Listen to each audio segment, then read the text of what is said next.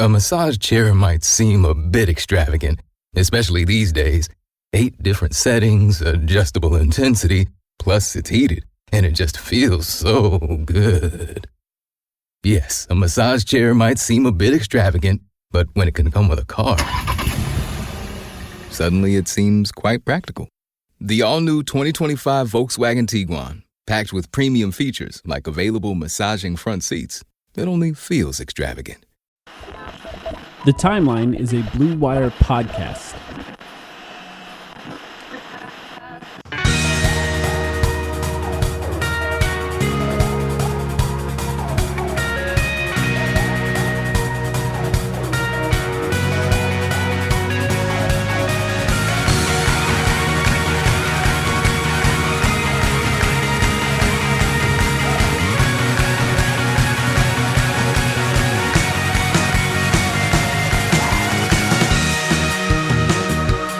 All right, Sam, the Phoenix Suns lost, or I should say are losing to the Denver Nuggets because we're recording this one with 2 minutes and 27 seconds left in the fourth quarter as the Suns have now waved the white towel and got their asses handed to them by the Denver Nuggets in Denver to go down 2-3 to the Nuggets. How are you doing?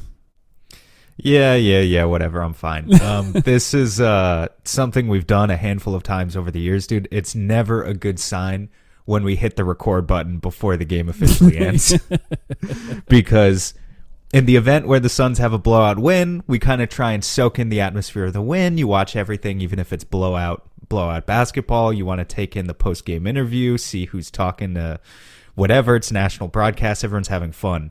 When it's a blowout loss, yeah, sometimes it ends up like this. We start recording a little bit early. Yeah, I don't think there's a lot to learn from the last 4 minutes of this game, that's for sure. Yeah, honestly, I was surprised we waited so long to do it in the first place, and it just sucks. The series is not over, but the stats are what they are. The team that wins Game 5, I think this is what they threw out on the broadcast, goes on to win the series like 80% of the time. Yeah, winning games really helps you win the series usually. Yeah, so they say. Apparently. Look, we've seen the Suns take care of business 2 straight games at home, and now they go back home for a pivotal Game 6. I'm excited for Game 6, but obviously, like, you just to have your ass kicked like this sucked. They were 6-point underdogs going into this game. I was skeptical of a lot of things going into this game, in particular if they would be able to sustain the bench production they got in Game 4. They got over 40 points from the bench. Role players notoriously play worse on the road, but as it turned out, I mean, that was one of the issues here, but it wasn't even, maybe didn't even crack the top 5 of what the actual issues ended up being for the team. On the other side of that, role players playing better at home, Bruce Brown was incredible for them, 25 points, second best scorer on the team tonight. I'm sure he's putting some extra points on the board here at the end of this game. But he was amazing. And ultimately, when it comes to the Suns winning Game 4, it took a Shamet game to win. And in order to continue to win games, it would have taken that. But even something as simple as Shamet scoring 18 points or whatever he did wouldn't have done it in this one, because the story of the game is essentially the Suns played well in the first half, and I think they really held the Nuggets to only 17 points in the second quarter.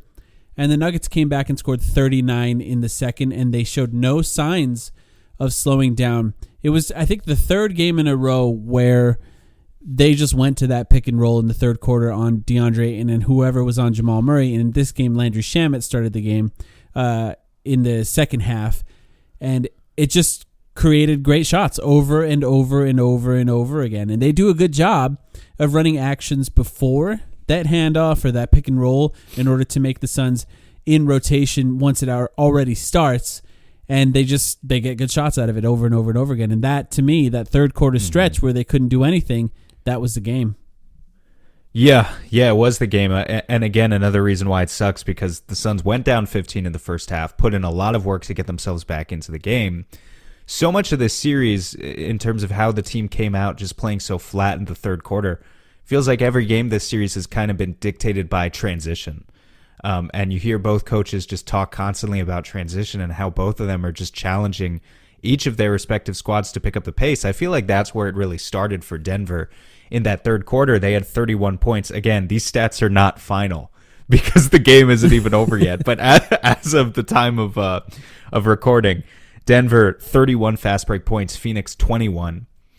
And after so much was made in games 3 and 4 of campaign starting now, look at how the pace has increased. Look at how the transition possessions, the frequency has increased for Phoenix. Denver made it a point to come out and kick our ass in that regard tonight and pick up the pace themselves. And once they had gotten some momentum there in the third quarter, that's when really they kind of broke our spirit a little bit and could get anything they wanted in the half court with the 2-man game between Jokic and Murray as well. Yeah. So, I mean, it when it rains, it pours, dude. It was all sorts of things. Should we talk about the absolute stinker that was Kevin Durant's game for the most part? Yeah, as well. Like you can't win with him playing like that. You can't, and it's the third time he's played like that in Denver.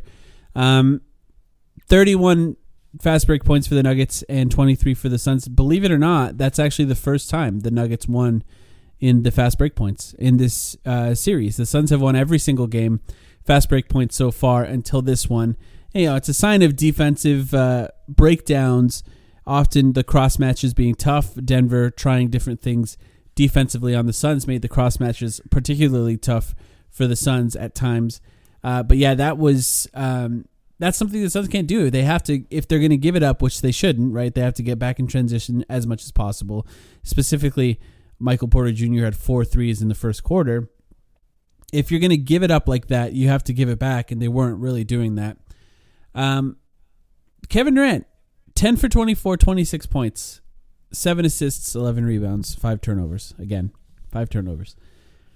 I don't really know what to say because like so much of this series comes down to if he's otherworldly or not. Because like this is a good game stat-wise, but it's not to Kevin Durant's standards. And that's kind of what happens when your team is based so much around 2 players that those players have to play well in order for the team to actually win. By the way, the Suns only lost by 16 points, 118-102 final score here. Amazing. But you need Kevin Durant to be otherworldly, and he was good. And it's tough. It's a tough situation for him to be in. It's tough for Devin Booker, who we can talk about in a minute. But for the Suns, those 2 guys have to be incredible. And if they're not, they're probably going to lose. I wanted to ask you about Durant. He did pick it up a little bit. I think he started 1 for 8, and then he started making some tough shots. Again, they got back into the game before the wheels fell off in the third quarter. How do you feel, though, about the way, even when things were going well in this game, about Kevin Durant's usage on offense right now? Because I have some qualms and I have some problems with the way things were going in that regard. It felt to me like it was a night where he obviously didn't have it, at least not to that expectation, the typical expectation, and they just kind of kept trying to they were forcing it through him in a way that I didn't like. But I want your take on that too. Well, we talked about in the last podcast that in order for this team to be good, sometimes these guys have to force shots. And so I'm not going to completely go at him for that. But I do think, and I think this is something you talked about during this game, I talked about during the last game on Twitter online. And that's it's just a lot of isolations with him. It's a lot. And it feels like a misuse. I know he's Kevin Durant, but it just feels like a misuse to me of what he can do. Like I know, like you might see Christian Brown in front of you or whatever, and think like, oh, that's a mismatch for me. I'm Kevin Durant. I can take him 1-on-1. But he's just, especially the thing that pissed me off so much about it was just the way that the officials were calling this game. Right.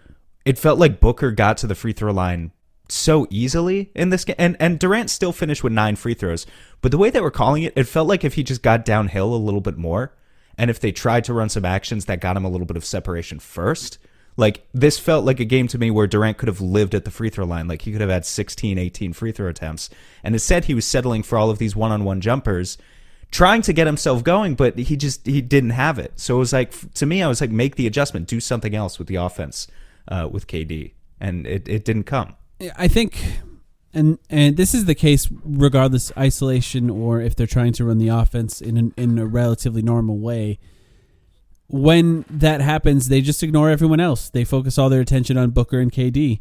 And, I guess in some respects, if he can find a way to isolate and it's one-on-one defense, that might be the best shot he's going to get. And I think you're right. I think they had trouble stopping guys in the first half from getting to the rim, and they were fouling a little too much. And maybe they could have tried it a little more in this game than they did in previous games. Well, specifically KD, because that's when he's had his best offense, when he's getting downhill. And admittedly, every time he falls onto the ground, I hold my breath until he stands up because he's 34 or whatever, 35. And you just have to think about that with players like him. So maybe there's some level of keeping his body safe in those plays. But yeah, it's just a lot. I think when you look down at the defender and you say, I got this one-on-one, sometimes it works and sometimes it doesn't. And it's a little tough. They still generate good offense when they double Kevin Durant. They do. Particularly when Devin Booker is not hurt. Because in this game, we should mention, the other story is Devin Booker 8 for 19. It's the first game where he's looked human. And he was 5 for 8 in the first half and had 19 points on 8 shots. Finished the game with 28 points on 19 shots. And so much of that all of the bad play after that came after he tweaked his ankle. I don't know, is it his ankle? It was a weird injury because he went up for a layup. Jeff Green kind of undercut his foot a little bit, and not on purpose, I don't think, in any way. He was just going up, and Booker had his foot kicked out for the jump, and he kind of twisted and landed weird and did not look right. He immediately sat down courtside to check on his foot. Maybe made 3 shots after that, and that's it for the rest of the game. Was like 3 for 11. He did have a couple of good-looking threes at the very end, like once the game was already basically out of reach. But there was a stretch in the middle where he was really struggling. He went like 1 for 10, 1 for 11, and at a certain point. In that stretch, they also put Aaron Gordon on him for a little bit, and I think that's something that they could do for a bit in this game or in future games if they try to shut Devin Booker down, because they did definitely try in the way that you said in the last podcast. They did try to shut him down by throwing more doubles at him and then eventually switching Aaron Gordon onto him.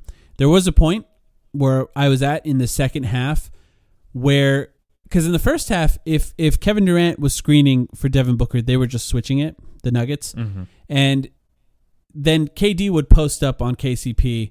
They would send a second guy at KD off of Devin Booker with the third guy kind of in Devin Booker's space. They would swing the ball, get an open 3 on the other end. And it's hard to think, if they put Aaron Gordon on Devin Booker again, are they going to switch that again? Because if they are, Book is still getting whatever he wants out of on KCP. So if they're going to do that, or if they're going to trap, that might be the way to do it. If Aaron Gordon ends up on Devin Booker again, you kind of have to use KD as a screener at that point. And yes, that ends up with Aaron Gordon back on KD, but it's still KCP on Devin Booker, where Devin Booker has continued to get whatever he wants in that matchup. That's why they switched, right? That's why they put Aaron Gordon on him in the second half. So I'd like to see a little bit more of that in the next game if they end up, because I have a feeling they might start with Aaron Gordon on Devin Booker and try to see how physical they can be with him. Yeah, well, especially now, if they sense a little bit of blood in the water in terms of how hobbled he is, we're just going to have to see. If Booker and KD are not sensational at home, we kind of know how the story goes. Yeah. Like, they can do it. But the adjustment that Denver made this game also a lot that I really liked. Obviously, we talked so much last game about how much the Suns spam double drag, how much success they had out of it with Booker playing the point guard role. In this game, Denver, anytime, the Suns still tried to go to double drag a significant amount, but anytime they did that, it was usually Aaron Gordon being the first screen defender, and they would have him jump out and hedge hard onto Book so that he was not even able to get to Jokic, who would be the second screen defender, because ideally what Booker is trying to do in double drag is trying to drag Jokic as far out as possible and really stress the help defender coming from the opposite corner so that maybe he has Ayton sealing inside for an easy pass, or maybe he can skip a pass all the way to the opposite corner. But in this one, they made sure to hedge hard on the first guy so that he couldn't even get around and turn the corner in the first place. The Suns' adjustment to that is that then Ayton can come up and flip the angle of the screen. So then he re-screens onto Gordon, and maybe Jokic is playing at the level. Maybe he's a little bit off balance, and it kind of turns into more of a quasi-drop, and Booker can attack that. The problem is, if Booker's a little bit hobbled and Ayton is rolling like a dipshit, then it just doesn't turn into anything for the Suns at that point. So, I mean, it was a really smart adjustment for Denver, I think, and the Suns didn't have a lot of success out of it. Certainly, basically none in the second half. Yeah, and Booker was snaking, right? Because on that second screen, the third defender, if you will, because there's two screeners, is kind of out of the action. And if Booker snakes, he tries to force Jokic to be the defender that's on him. And it worked really well in the first half. He got to the rim, he got some mid-range shots off, and even got a 3 out of that specific action that you're talking about. And I think they could still even get more out of that if they continue to try to put Jokic in the position to make plays defensively. Jokic still, I think he did a pretty good job, defensively overall. You can say he's winning his matchup, but that doesn't mean much. I mean, like you said, Ayton is just... Listen, life's all about leveling up. Whether you're handling business on the field or kicking it in your zone, you like to celebrate with cigars that match the moment. That's why you should link up with Famous Cigars to bring you a wild deal. Right now, you can grab 8 premium cigars for just $8. You heard that right. 8 top-rated cigars at $1 a stick. Top quality brands like Oliva, Romeo y Julieta, and Davidoff. Hand-picked just for you and worth over $80. Hit up famouscigars.com/cam and lock in this exclusive deal. While you're there, check out their insane selection of premium cigars, all shipped fresh and fast from their massive 20,000 square foot humidor. That's half a football field. Famous Cigars has been in the game since 1939 and still family owned. So celebrate every win with the folks at Famous. 8 cigars for $8. famouscigars.com/cam.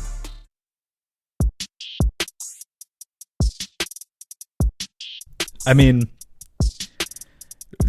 we got to talk about it again, right? Like, I know you're tired of talking about it, but minus 21, team low. What did Jock Landale finish as? Jock Landale finished a plus 5, which is where he was before those final garbage time minutes, to be fair. Yeah. I don't know, man. Like, is Ayton a forward-thinking person? I usually try not to go for, like, character attacks. No. Just kidding. Does he think about his future, I wonder? Because at this point, the first thing he ever said when he was drafted into the NBA was he wanted the second contract. Yeah. Mm-hmm. Like, he said that a few years out. It was like 4 years of forward planning. He's got 3 years left on his second he got that second contract. Mm-hmm. He's got 3 years left. And I wonder if it's dawning on him at this point that a third NBA contract for him, point blank, is not guaranteed. Like, the way he's playing and the way he has tarnished his reputation at the NBA level so quickly, we're not just talking about he's not living up to being a $30 million center. We're talking about you could, like, literally, I know it's a meme, but you could be in China in 2026. Yeah. I think that's where we're at with the guy. I don't know. I don't know what else to say. I wonder if that dawns on him. That's all. Well, there's a chance that the next game that he plays for the Suns is the last one. Sure. And that's great. But, like, I'm saying, even if he goes to other teams, you talk to some other people around the league seem to be convinced that all he needs is the change of scenery and he'll be fine. But I don't know. I don't know. I talked to quite a few people that cover other teams. This is the most damage he's done to his reputation from people who don't watch the Suns by far. I mean, there's just a huge, bright light on him right now. And, Kevin Durant is struggling in this series for, more than half the games at this point.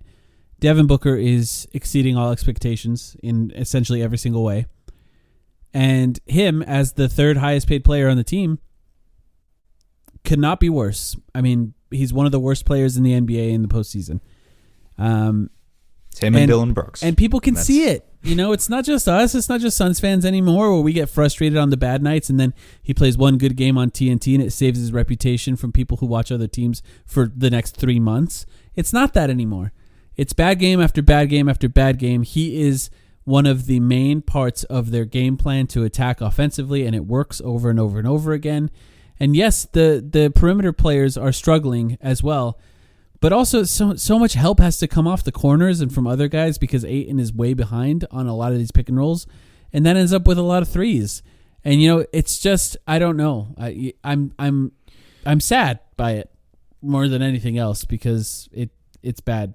I just I didn't have a ton of confidence going into the playoffs because regardless of what people said about playoff Ayton or whatever, we watched him all season long and we were just concerned with the level of effort. It was never consistent, but this is beyond my lowest expectations of how it would turn out. And center is such a fickle position in the NBA. That's why I talk about, does he realize he might not get the third contract? This is the position where there are so many 7-foot guys who can walk into 10, 15 points and 10 rebounds, and they're worthless in the NBA. Those stats don't mean anything. We've seen it before. Yeah.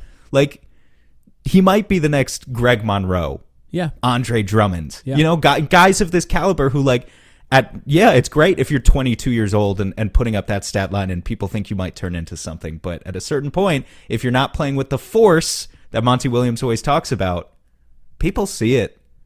On this stage, you can't hide from it anymore. Yeah.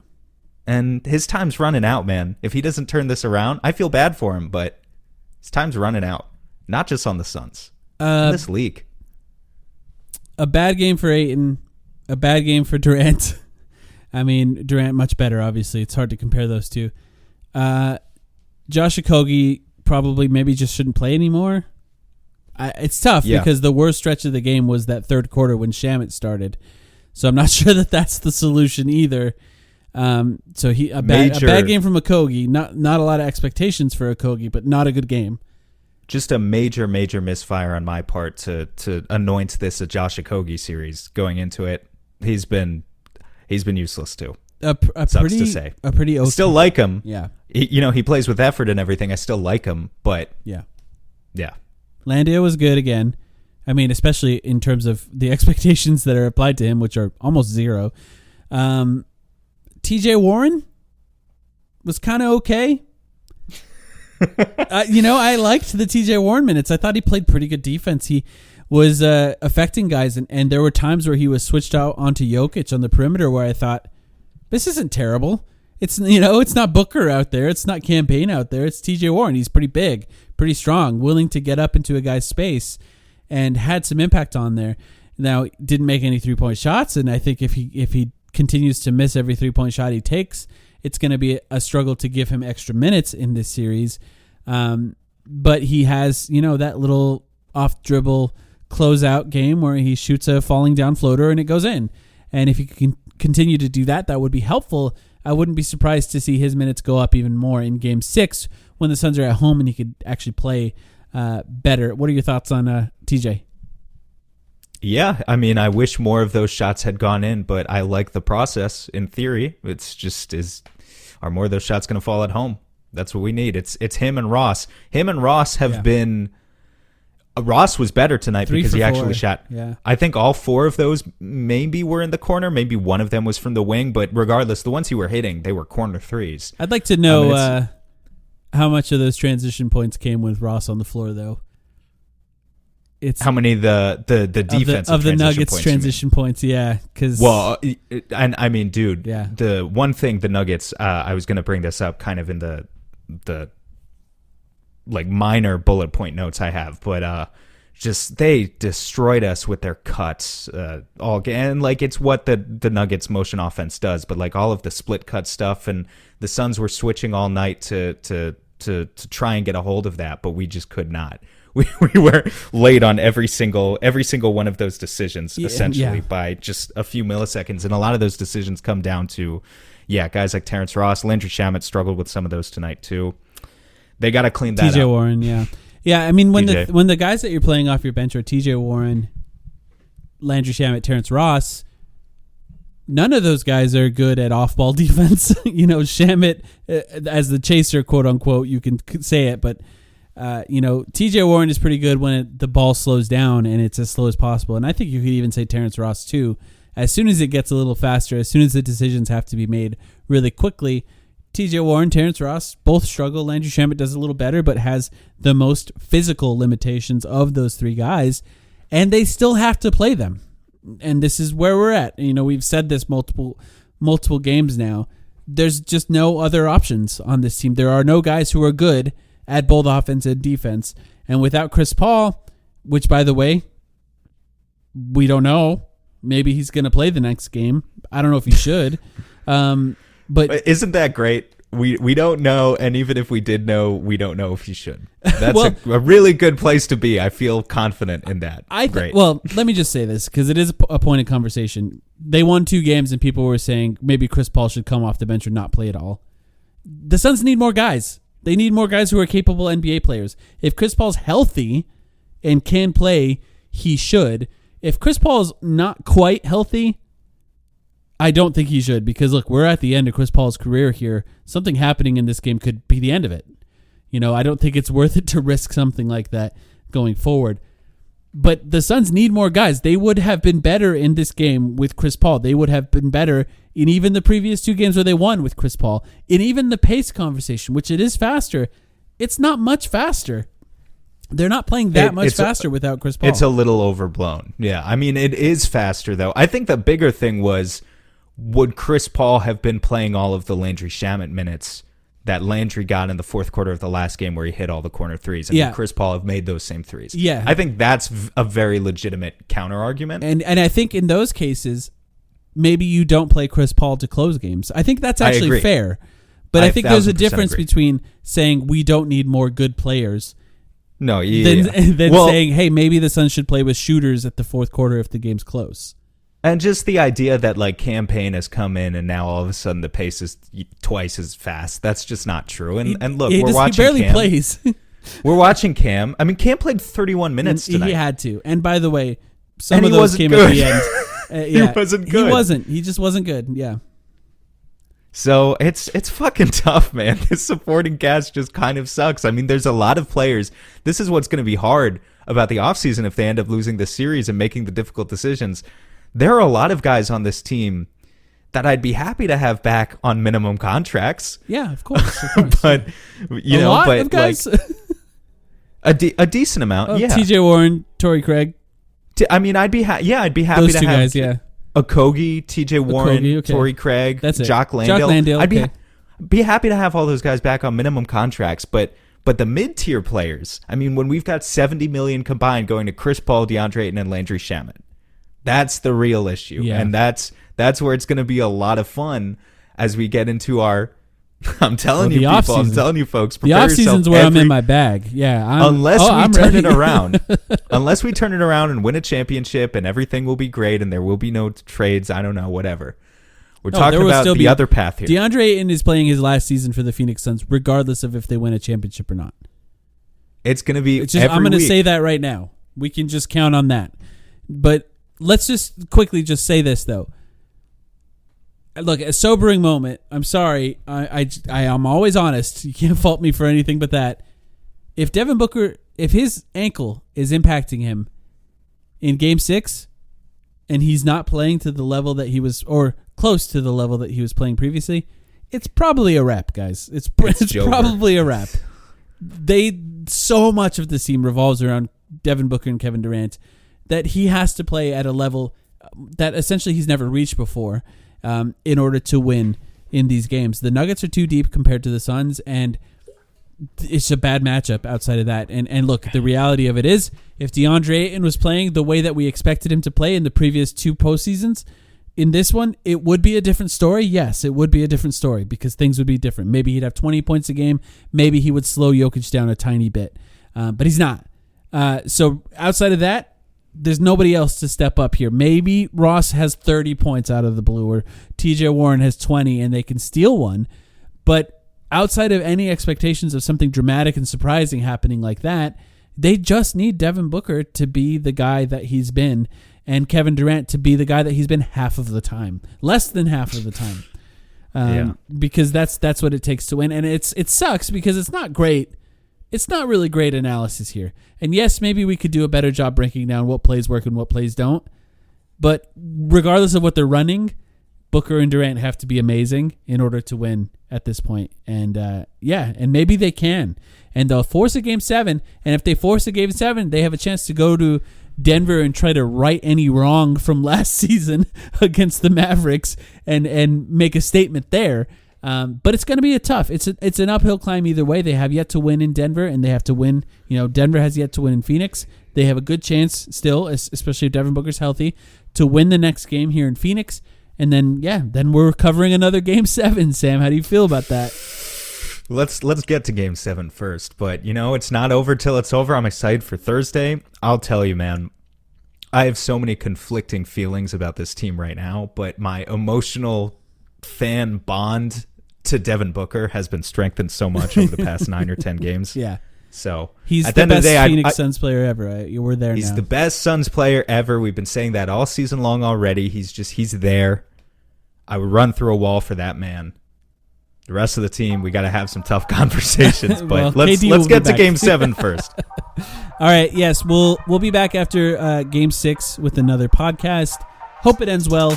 This series has been fun outside of this game, so it would be nice to extend it as long as possible. And we'll be back after then. So thanks, everyone, for listening.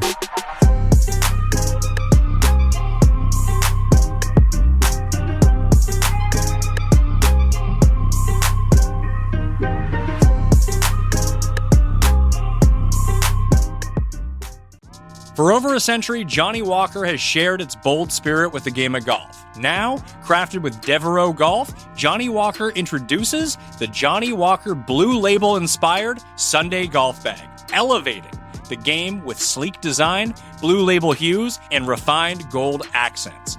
Celebrate your hole-in-one with a premium Sunday bag crafted by Devereaux Golf. Submit proof of your achievement to JohnnyWalker.com/blue-in-1. Please drink responsibly.